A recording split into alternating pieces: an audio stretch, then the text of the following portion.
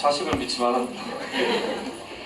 예, 그러면은 이어서 저희 메소올릭 수학 원장님 모시고 수학은 또 어떤지 더 집중적으로 파보겠습니다. 자, 원장님 모시겠습니다. 박수 받으시죠.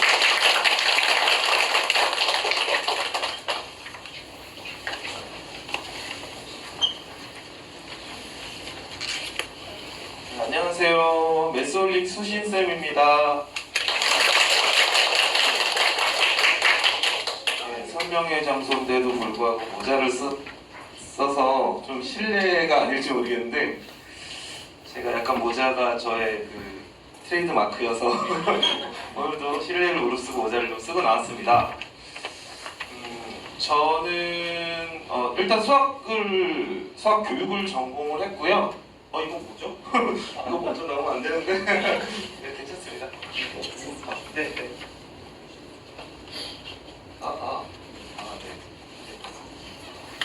저는 수학 교육을 전공을 했고 교직을 한 13년 정도를 했어요.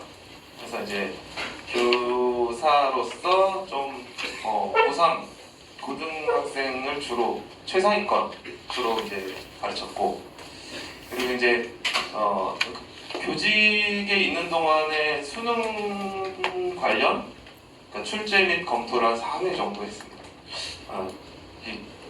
뭐 이런 얘기가 좀 그렇긴 하지만 그 맘카페 우리 그 동공화에 그 관련된 글이 올린 적이 있었는데 그 뭐 이렇게 엄청 공격을 하더라고요. 이렇게 무슨 뭐 출제를 하냐, 뭐 교수들만 하는 거 아니냐, 뭐 교사가 무슨 출제냐, 잘 모르시는 분들이 많은 것 같았는데 그걸로 신고까지 들어왔었어요. 허위 광고라고. 그래가지고 교육청에서 이제 조사까지 받은 적이 있는데 위촉장 다 드렸죠. 위촉장이 있거든요. 그래서 이제 그런 일이 한번 있었어요. 그래서 절대 허위가 아니라는 사실을 지금 좀 말씀드리고, 출제 검토를 한 4번 정도 하면서 굉장히 저 스스로는 좀 성장했어요. 거기서 되게 대단한 분들 많이 만났거든요. 그리고 이제 그 뒤로부터는 저는 학교 시험을 출제할 때 그냥 아무 생각 없이 하지 않고, 보통 여러분들 학교 선생님들 출제하실 때 그 선생님들이 시험 문제를 다 만든다고 생각하시진 않죠.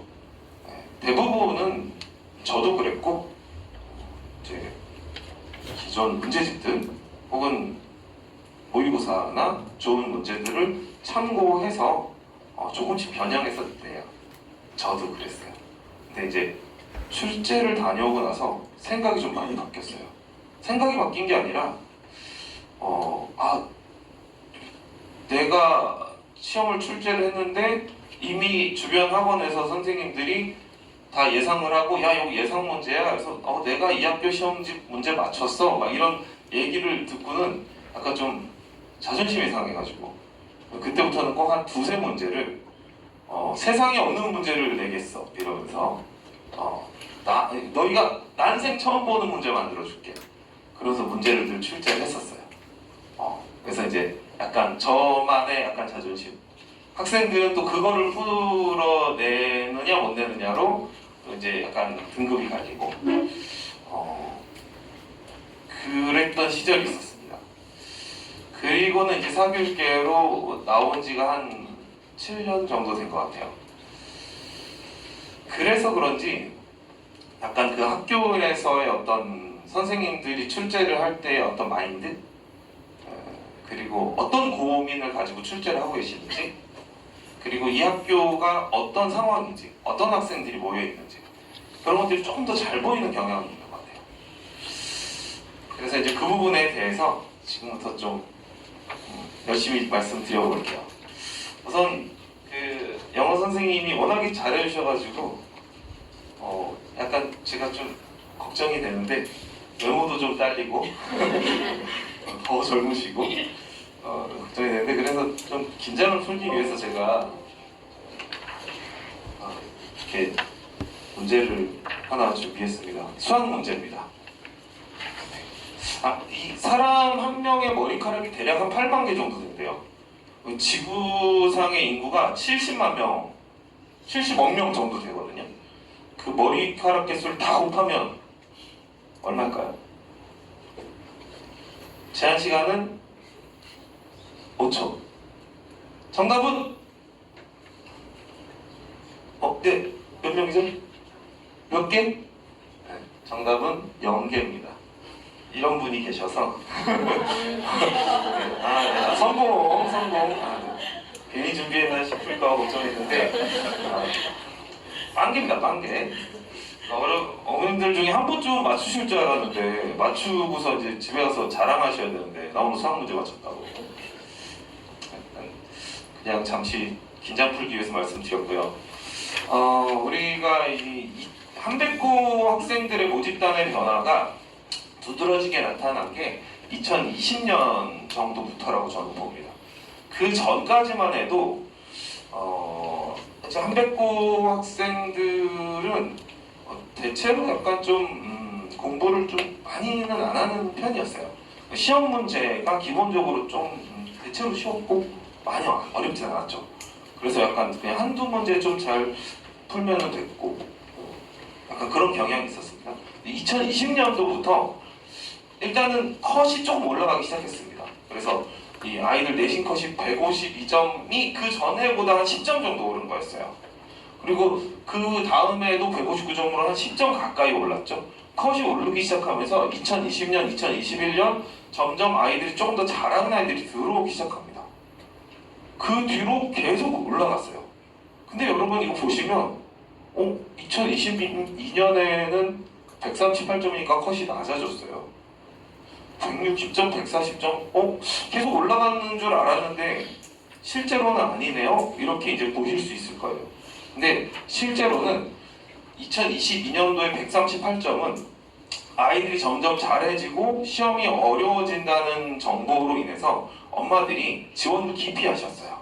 그래가지고 그 당시에 또 이제 남동탄 쪽에 새로운 학교들이 생겼거든요. 내신의 새로운 기회를 찾자. 블루오션이다. 그러면서 이제 저쪽 아래로 내려갔죠. 그래서 동네에 있는 분들도 한백고를 지원을 안 한 거죠. 그래서 상대적으로 점수가 저렇게 낮아지긴 했어요. 그러니까 약간 미달 사태가 난 건데 실제로 2022년이 역대급 아이들이 왔습니다. 그 당시에. 네. 그래서 굉장히 잘하는 애들이 많이 들어왔어요. 그래서 2022학년도 시험의 어떤 그 질이 좀 달라집니다. 그래서 일단 이거를 요때가 그 2023학년도, 24학년도 마찬가지인데요. 2023학년도 같은 경우에는 그 한백고 내부자의 증언을 통해서 보면 160점대는 한 10명이 안 된다고 들었어요. 대부분이 다 180점 후반 그 위로. 2023학년도가 그 22년도보다 역대급이라고 했던 데보다 더 좋은 학생들. 24년도는 비슷한 정도? 그 전에랑 지금 그런 분포로 아이들이 들어오고 있습니다. 그래서 허점수는 낮아진 것처럼 보이지만 실제로는 상위권에 쏠림 현상이 진짜로 좀 있어요. 물론 이 부분은요, 그 약간 좀 그 감안하실 부분은 있어요. 약간 중등 내신 점수가 인플레가 좀 있죠, 요즘에. 네, 그거 좀 감안해 주시면 됩니다. 자, 그 다음에 요거는 이제 그 성취도별 분포인데요. 이제 고등학교 1학년, 한백고 1학년 2020년도부터 4개년간, 올해 거는 아직 안 나와가지고 23년까지만 이제 보여드립니다. 4개년간 성취도 분표 비율이고요. 원래 표가 있었는데 표가 잘 안 보이네요.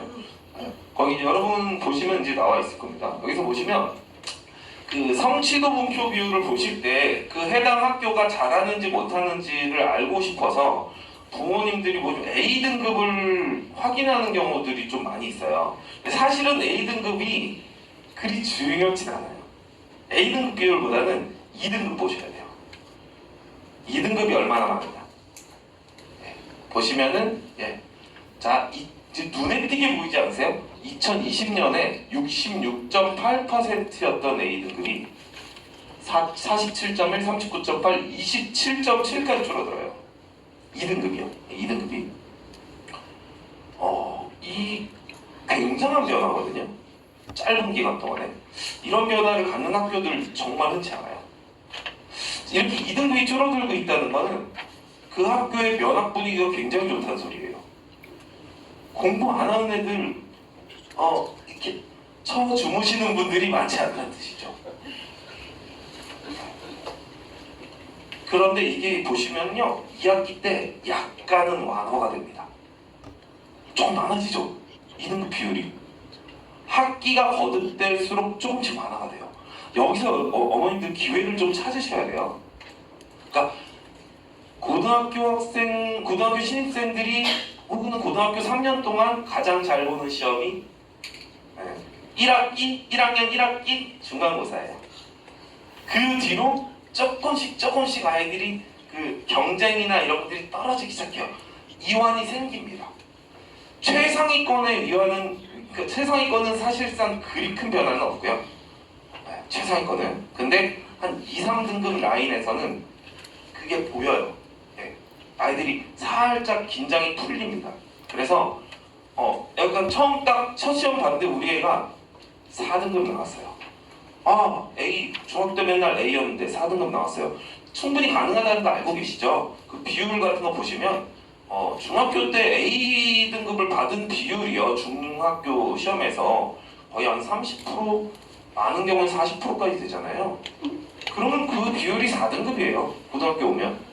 물론 이제 기존 9등급제를 기준으로 말씀드리는 겁니다. 4등급 받을 수 있어요. 받았다고 너무 실망하지 마시라는 거죠.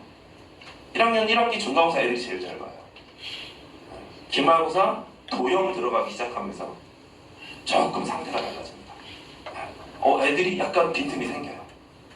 2학기에 집합, 명제, 그리고 함수, 경우의 수에서 애들 죽어납니다.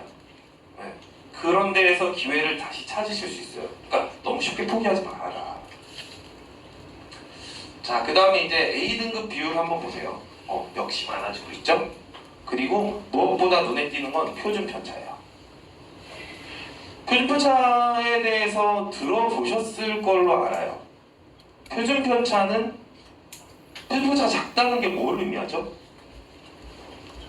표준 편차가 작다는 건 평균 주변으로 학생들이 모여 있다라는 걸 뜻합니다.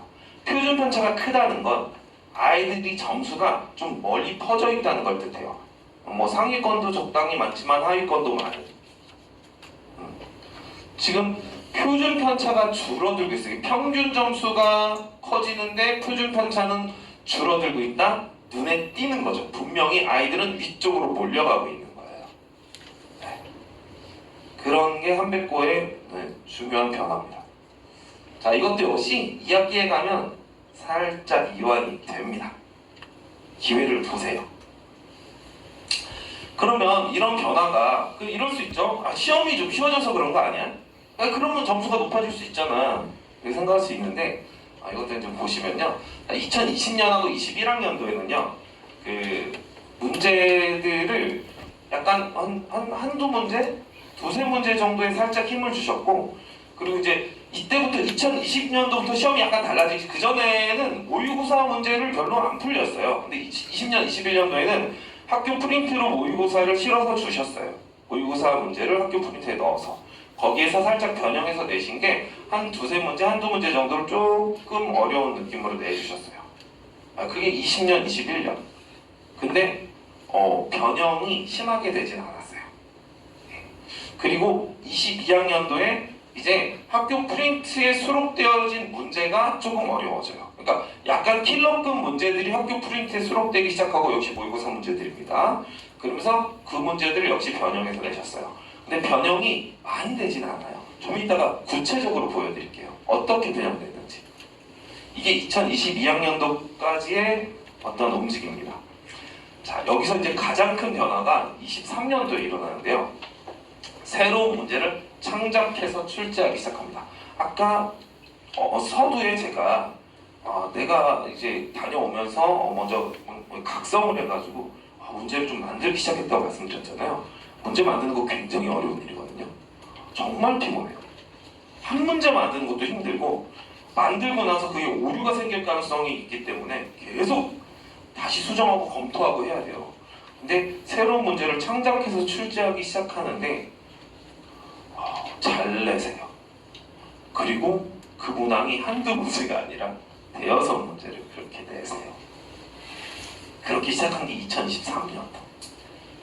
2024년도에도 그 경향이 유지됩니다.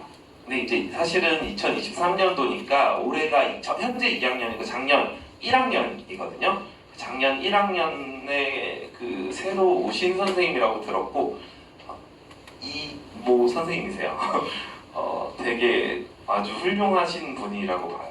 그러니까 그분이 오시면서 문제가 그렇게 새로운 어떤 체제로 바뀌었어요. 그러니까 한백고 시험지를 보잖아요.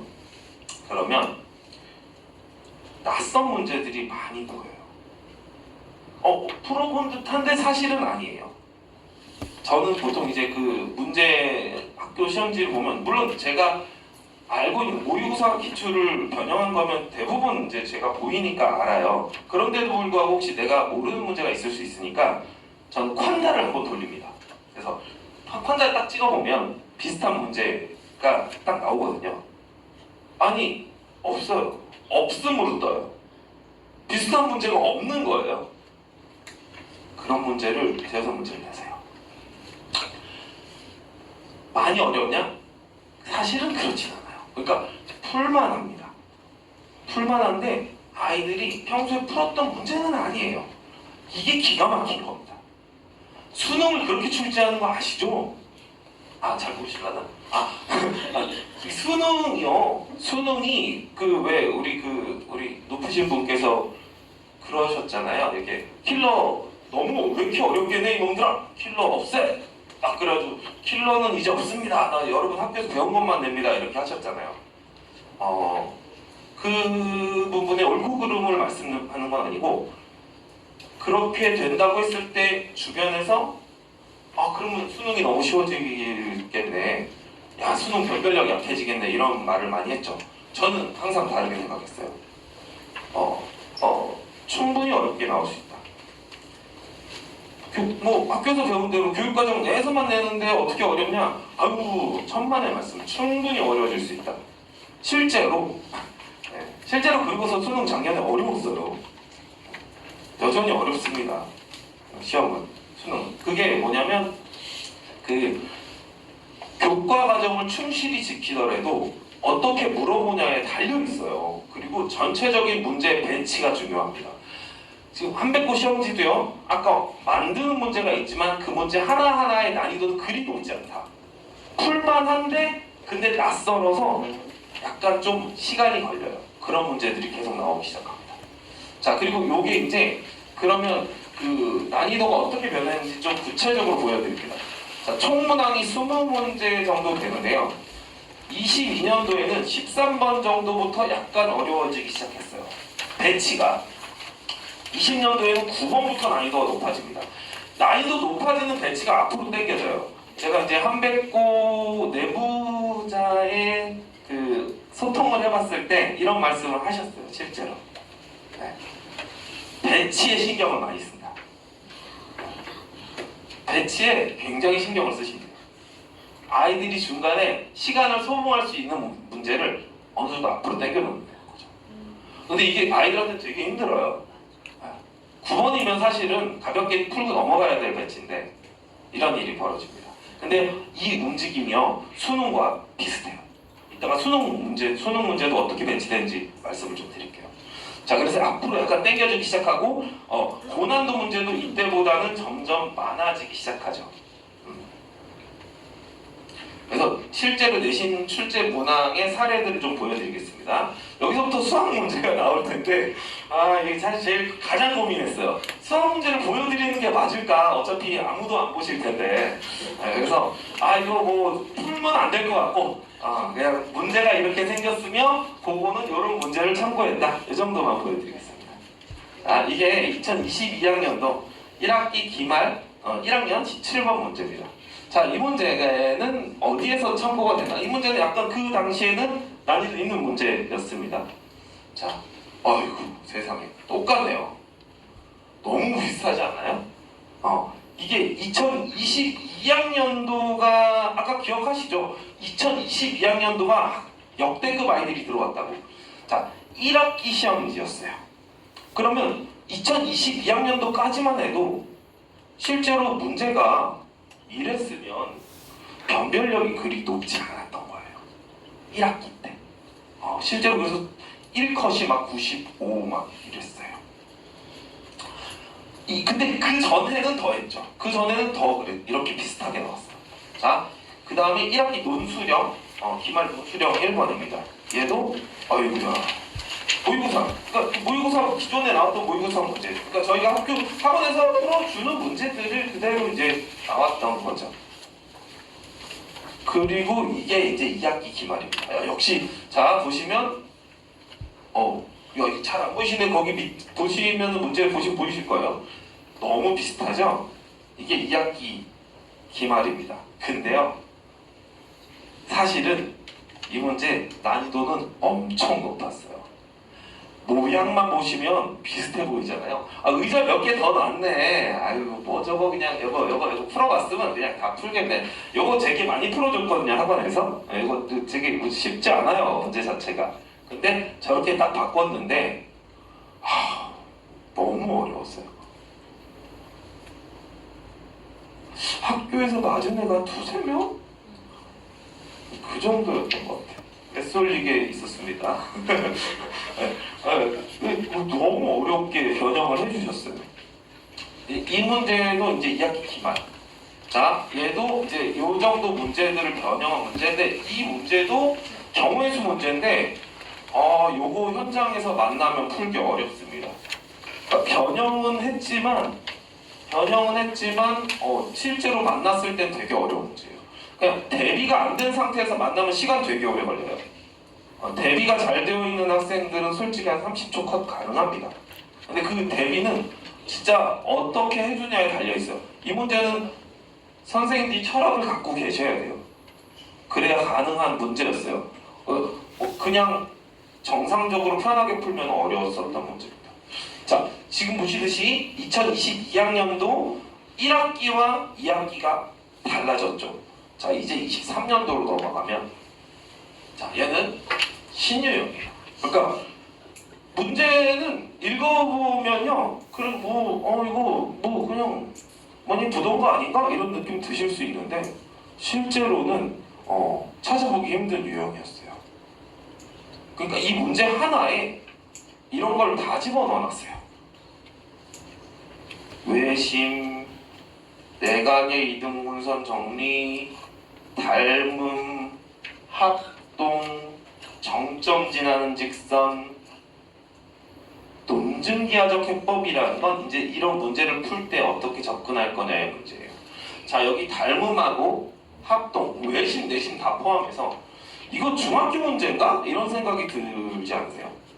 실제로 여러분 그 고등학교 기하랑 중학교 기하의 차이가 뭔지 아시나요? 중등기하는 논증기하라고 말할 수 있어요. 고등기하는 해석기하라고 말하거든요. 해석기하라는 거는 대수적인 해법의 풀이에요. 그러니까 삼각형이 그냥 중등에서 삼각형을 그려놓고 선분 긋고 닮음 막 수성 긋고 합동 이런 식으로 풀었어요. 그거를 논증기하라고 하고요. 고등 해석기하라는 건 삼각형을 좌표 평면에다 올려놓고 방정식을 세워가지고 푸는 거예요.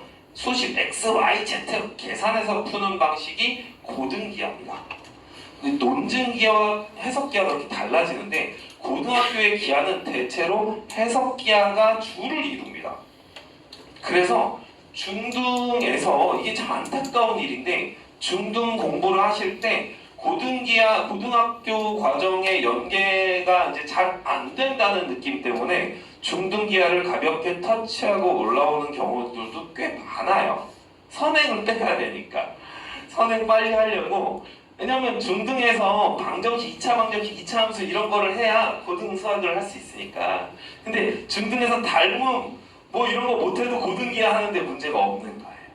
그래서 약간 좀 중등기하를 좀 제가 볼 때 약간 아쉽게 하고 올라가는 경우가 많이 있어요. 근데 이렇게 해버리니까 이 문제도 해석기하대로 계산해서 풀 수 있어요. 시간이 오래 걸리니까 5분, 10분 걸려요.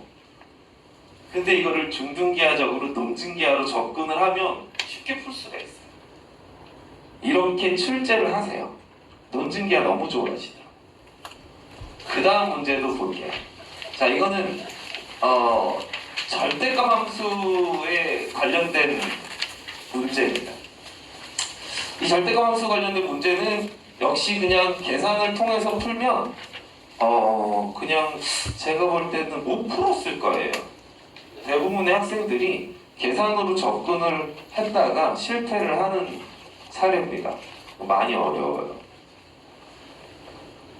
얘 역시 그래프로 해석을 해야 돼요. 기하적으로 해석을 해야 되는 문제입니다. 절대값이 나와 있지만 저걸 그래프로 그려서 풀어야 됩니다. 그러니까 그런 절대값 함수의 그래프에 대해서 완벽하게 정리가 되어 있지 않으면 극복하기 힘든 문제였어요. 이건 제가 그냥 제시한 풀이인데 그냥 몇 개 안 적고 풀이를 할 수는 있어요. 근데 이런 풀이 자체가 되게 고퀄이에요. 쉽지 않은 풀입니다. 학생들 입장에서. 자, 그 다음에 이제 23학년도 2학기 중간고사 18번입니다.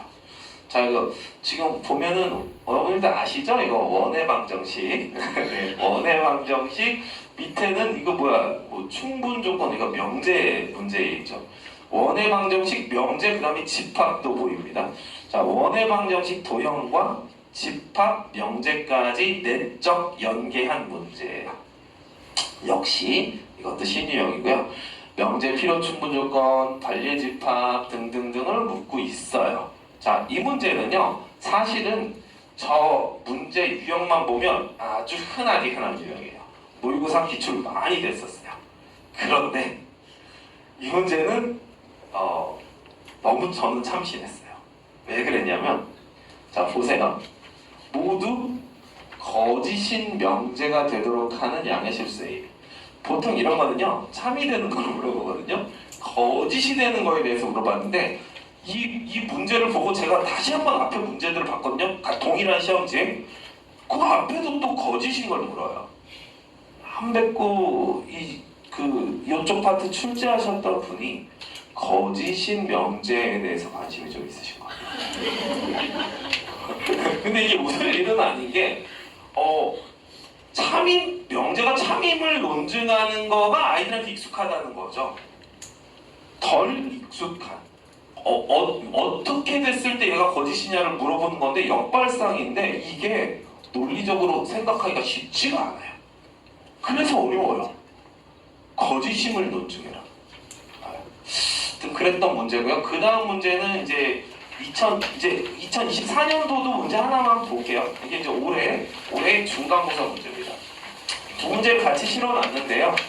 이 두 문제를 보시면 이차함수의 닮음, 공률, 이차함수와 접선의 관계, 차평면, 내적 삼각형의 넓이. 자, 여기 지금 적어놓은 내용들은요, 실제로 10번, 16번은 단순 계산으로도 돌파가 가능한 문제들인 건 사실이에요.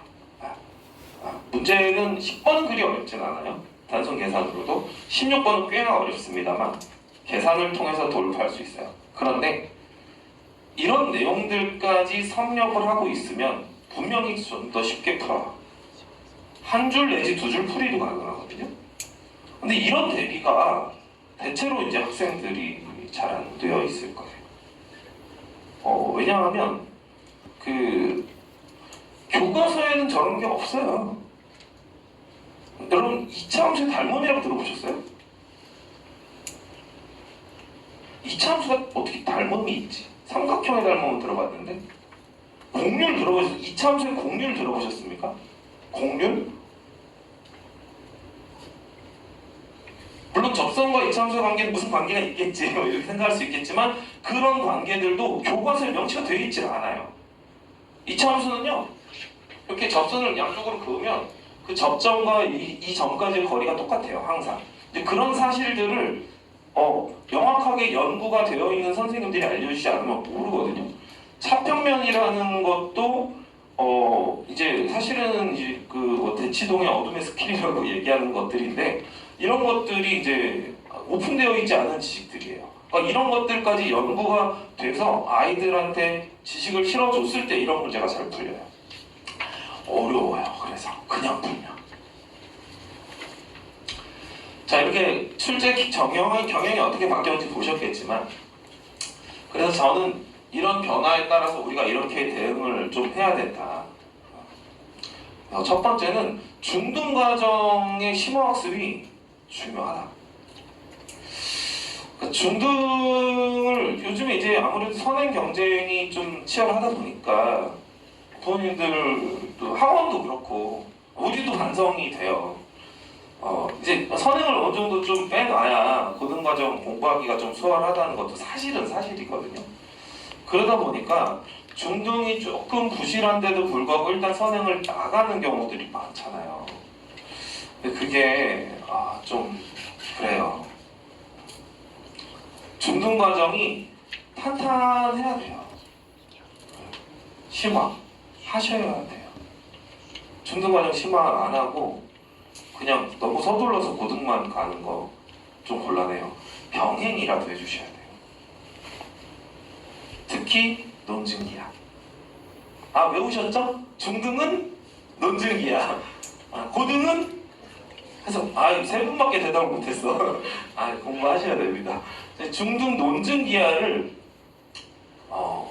조금 더 힘을 실어 주셔야 돼요. 논증기야 힘을 어떻게 실으나요? 문제를 더 많이 푸셔야 돼요.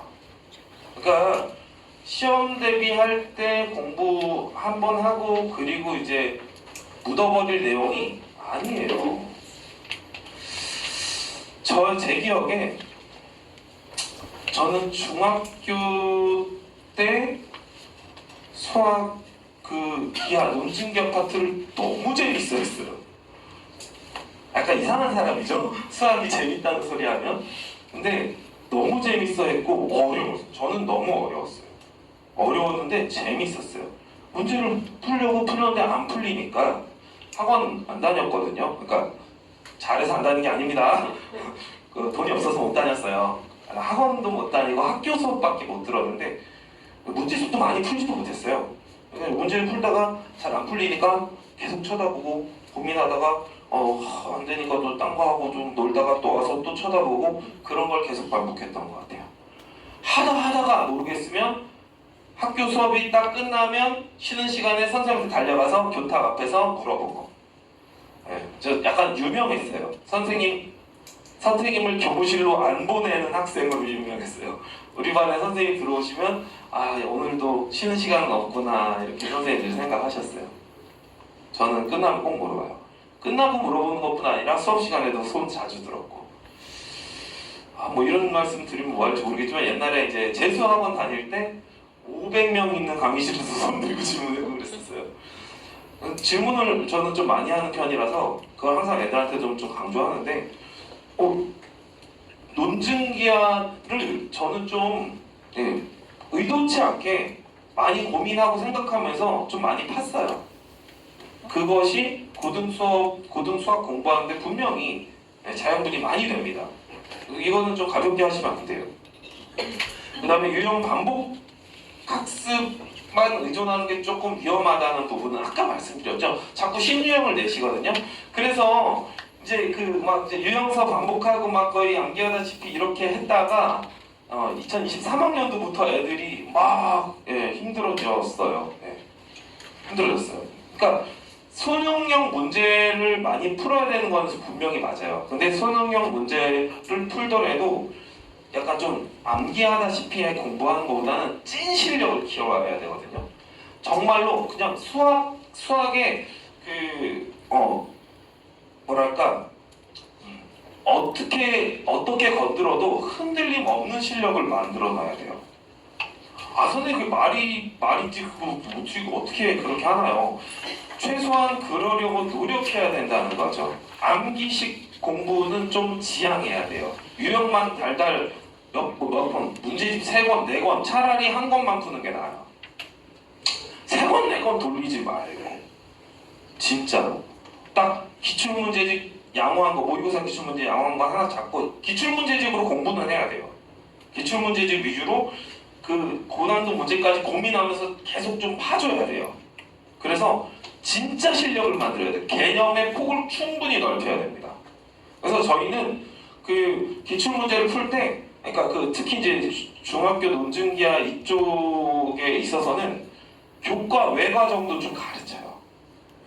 아까 잠깐 보셨을 텐데 제가 언급은 안 했는데 메넬라우스 정리, 체바의 정리 막 이런 것까지 폭넓게, 그리고 수학 2나 뭐 이런 데 미적분학, 수학 2 미적분학 이런 거 공부시킬 때에도 교과서에 없는 내용들을 상당히 많이 가르쳐 줘야 돼요. 저기 대치동에서만 유행하는 그런 이상한 개념들이 있어요. 그런 것도 막 배워가지고 그거 막 저는 많이 가르쳐 줍니다. 그렇게 해야 돼요. 자, 필승 전략. 일단 이게 첫 번째가 오늘 전달드리는 내용 중에 가장 중요한 것 같아요. 철저한 복기를 통한 개념 완성인데, 그 우리 현우진 선생님, 아주 훌륭하시죠. 현우진 선생님 같은 1타 선생님들이 이제 전국에 많이 계시잖아요. 인강에 보면 그 선생님 수업을 듣는 학생들이 굉장히 많죠. 전부 다 1등급 받는 건 아니잖아요. 어떤 학생은 9등급도 있을 겁니다. 듣는 학생 중에. 그 좋은 수업을 들으면서 왜 1등급과 9등급이 갈릴까요? 수업을 듣는다는 건 그 선생님의 머릿속을 구경하는 거라고 저는 생각해요. 학생들한테요, 한번 자녀분들한테 한번 물어보세요. 너 하루 공부 시간 얼마야? 그럼 아이들이 한 10시간 정도 되는 것 같은데, 그 아이들 그 10시간 어떻게 체크하는지 아시죠? 학교 수업하고요, 학원 수업하고 다 공부 시간을 놓친 거예요. 학교 수업과 학원 수업이 정말 아이가 공부한 시간일까? 일단 저는 어릴 때 아니라고 생각했어요.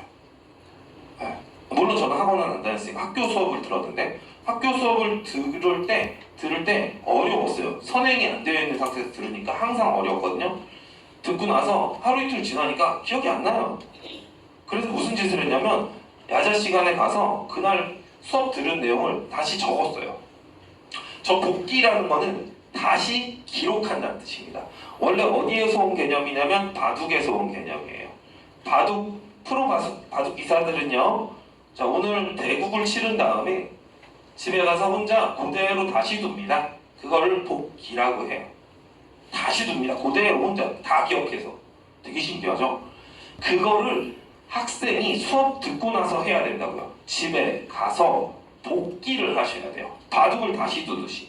오늘 수업 내용을 마치 동영상으로 재현하듯이 적어야 돼요. 백지 노트에다가. 선생님, 그게 어떻게 가능하죠? 수업 때 필기하잖아요. 메모해야 돼요. 수업 때 메모하고 집에 가서 복기로 노트를 쓰는 거예요. 주의할 점은 그냥 그대로 베끼지 말아라. 내가 메모한 게 있으면 잠깐 보고, 안 보고 써야 돼요. 안 보고 내용을 적어야 돼요. 그걸 복기라고 해요. 저희 학생이 하는 복기 노트예요.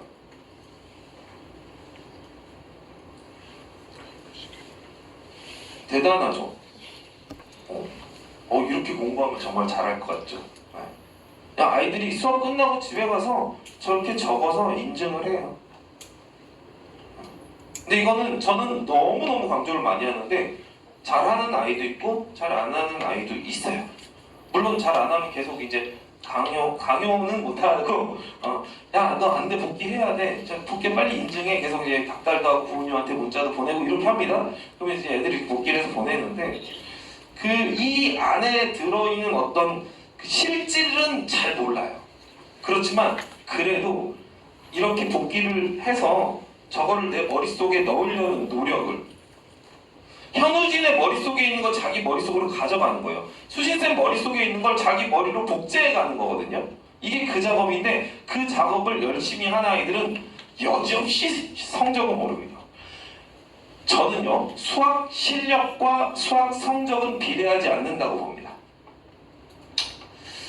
자꾸 제 자랑을 하게 되는데 저 어릴 때부터 수학은 주변에서 제일 잘했어요.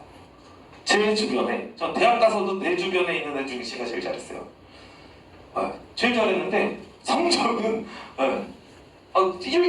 전체 1등 이런 거 한 적 별로 없었던 것 같아요. 수학 시험 보면 100점 잘 안 나와요. 이상하죠? 왜 그랬냐면 제 공부 방식에 문제가 있었어요. 저는 정확히 이해하고 질문하고 내가 정확히 이해하고 문제를 풀 수 있으면 된 거였어요. 그러니까 문제집을 많이 안 풀었어요. 한두 권 정도 풀고 그냥 시험을 봤어요. 그러니까 문제를 잘 풀어요. 시험장에서도 딱 이거 야 어려운데 이거 좀 까리한데 이러면서 한번 생각해서 연구해서 답을 내요. 훌륭하죠.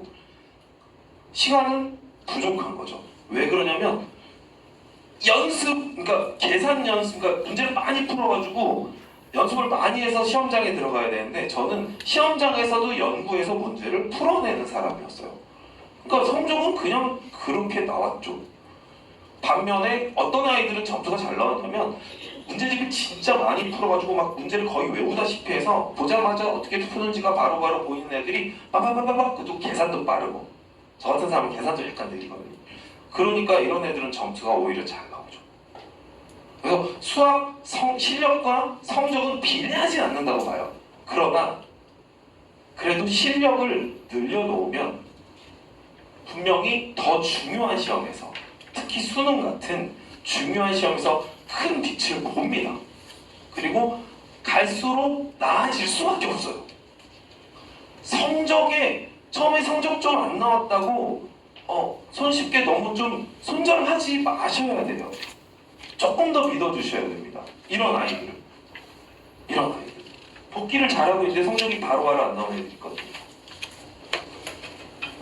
이 학생의 예를 들면 고등학교 1학년 때 저는 3등급만 맞았으면 소원이 없겠어요 그랬어요. 지난 2학년 첫 번째 모의고사 100점 맞았고요. 물론 저 중간고사 1등급 나왔어요. 그게 이런 복기라는 거가 정말 중요해요. 논증기하와 해석기하의 밸런스 조절하시는 부분. 자, 이거는요 밸런스라고 하는 논증기하가 정말 중요합니다만 논증기하만 강조해서는 진짜 안 돼요. 나중에 문제 풀다 보면 어떤 거는 해석기하로 접근해야만 하는 경우들도 있거든요.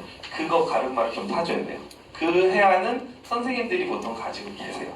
물론 연구 많이 하고 공부 많이 하신 분들, 수능 전문가들은 그 해안이 있어요. 어떤 거는 이럴 땐 논증기하로 가고 이럴 땐 해석기하로 가야 돼. 가름만 타줄 수 있어야 돼요. 그 다음에 수능 출제 원칙을 좀 끊임없이 강조할 필요가 있습니다. 왜 그러냐면 실제로 한백구 2학년 올해 2학년이 처음 시작할 때 선생님들이 공언을 하셨어요. 적어도 수학 선생님들이 어떤 공언을 하셨냐면 자, 우리는 수능에 출제되는 것만 출제할 거야. 교과서에 있더라도 수능에 출제 안 되고 있는 부분은 안 낼 거야. 그러니까 쓸데없이 다른 학교 기출문제만 연락이 풀지 말고 수능에 출제됐던 문제들만 봐. 2017학년도 이후만 보세요. 이렇게 얘기를 하셨어요. 명확하게 짚으셨어요. 근데 그게 그 2학년 그 일부 선생님들의 방향성이 아닙니다. 한백고 전체 방향성이에요. 교과서에 보면 지수로부에 정수 부분, 소수 부분 이런 내용이 있습니다. 옛날 어머님들 기억하실 거예요. 지표가수. 모르세요? 지표가수라고 정수 부분, 소수 부분이라는 게 있거든요. 그 내용도 수능에 출제 안 된 지가 아주 오래됐어요. 근데 일부 학교에서는 내요. 시험 문제를. 솔직히 말하면 한백고도 한 3년 전까지 됐어요. 이제 그런 거 안 내겠다는 거예요. 자, 서술형 답안지 작성 요령도 끊임없이 강조를 좀 해줘야 돼요. 그러니까 저희는 아이들을 효율적으로 문제 푸는 방식을 알려주되 이런 거는 서술형에 쓰면 안 돼. 서술형일 때는 이렇게 접근하면 안 되는 거야. 그거를 계속 같이 병행해 줘야 돼요. 그래서 교육과정 내적 개념뿐 아니라 외적 개념까지 폭넓게 문제 해결력을 길러주는 게 중요하다. 이 진짜 찐 실력을 길러야 된다는 거죠. 그냥 당장 점수 나오는 것만 바라시면 안 돼요. 300분은 적어도 그래요. 다른 학교랑 좀 다르다는 걸 아셔야 돼요. 좀 더 기다리셔야 돼요. 찐 실력이 올라갈 때까지. 이건 이제 수 애들의 그 복귀 노트 관련된 후기 이런 내용인데 그냥 좀 읽어보시면 이거 좀 잘 안 보이죠? 여기 잘 안 보이니까 거기 밑에 있는 거 한번 읽어보세요. 집에 가서 꼭 읽어보시고 이제 수능 트렌드 변화랑 이제 마무리를 좀 할게요. 자, 수능 트렌드가 어떻게 변화됐는지 말씀을 좀 드리겠습니다. 자, 수능이 지금 현재 선택 과목 체제로 바뀐 지가 3년 됐습니다.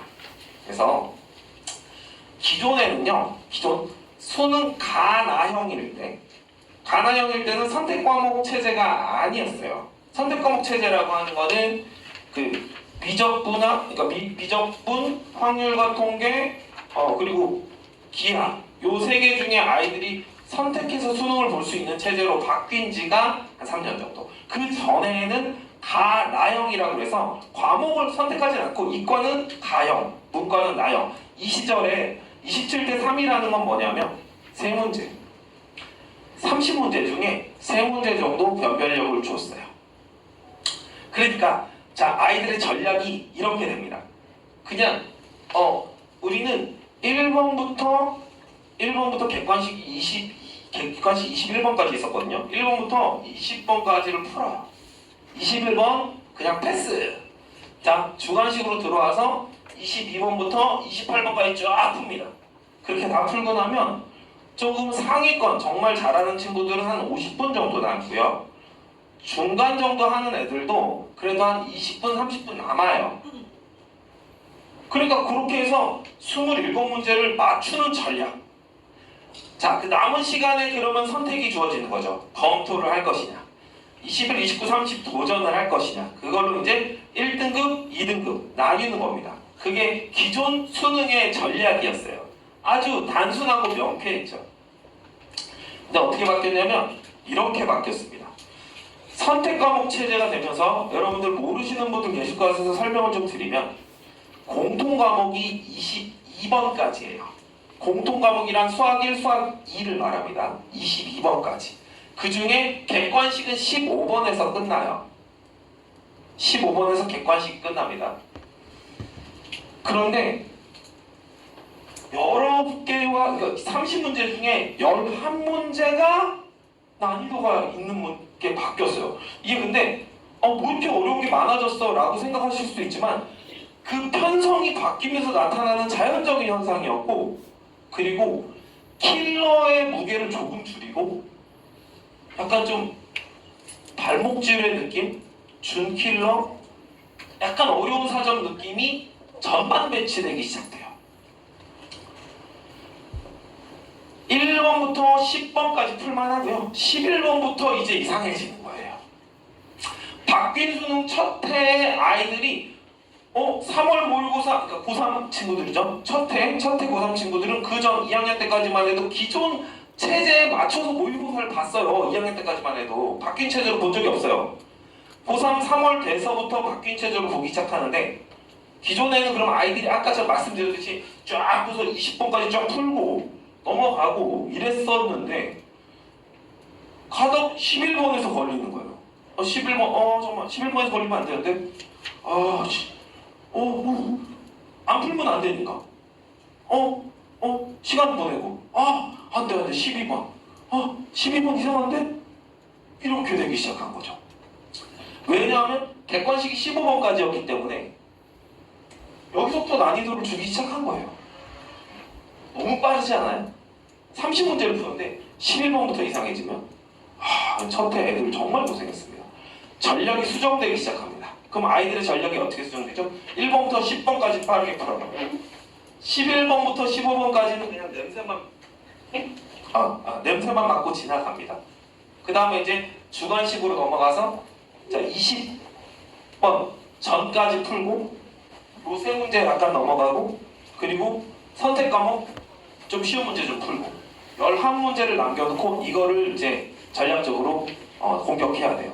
자 이렇게 이제 바뀌었습니다. 근데 이 바뀐 분위기가 한백고에도 그대로 전달이 된다고 저는 보고 있어요. 아까 말씀드렸죠. 전반 배치했다고. 이렇게 해버리면요 유형반복 연습한 애들은 힘을 못 씁니다. 이거를 아셔야 됩니다. 자 마지막 마무리 할게요.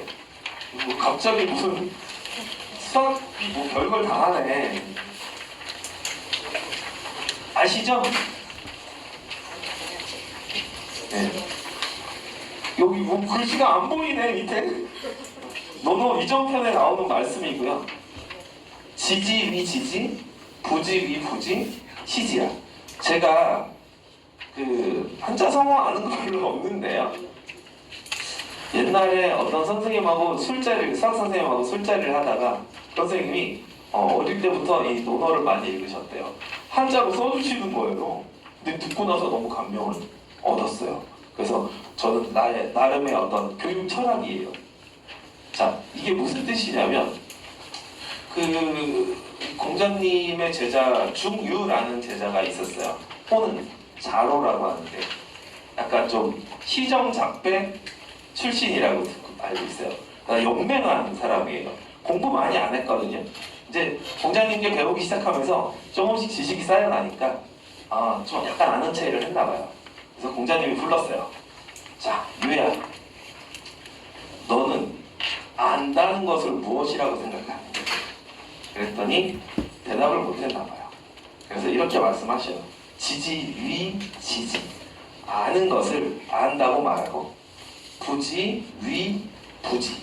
모르는 것은 모른다고 말하는 것. 시지야. 그것이 아는 것이다. 정말 재밌는 게 학생들이요. 본인이 알고 모르는 것을 명확히 구분을 못합니다. 되게 신기해요. 그거를 정확히 구분할 수 있어야 진짜 학습을 할 수 있거든요. 한번 생각을 좀 해보셔야 돼요. 제가 많은 아이들을 가르치다 보면 질문을 잘한다는 건 이게 된다는 뜻이에요.